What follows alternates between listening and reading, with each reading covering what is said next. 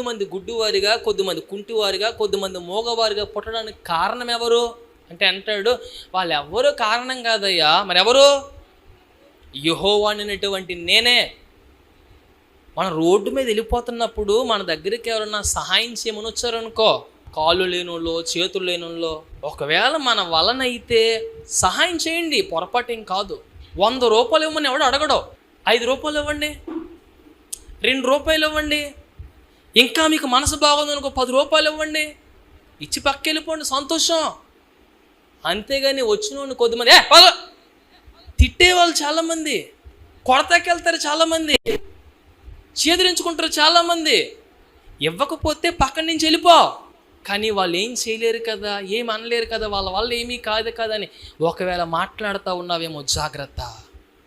దేవుడు అంటాడు, నేను బేదల పక్షంగా, విధవరాలి పక్షంగా, ఏమీ లేని వారి పక్షంగా నేను వ్యాజ్యం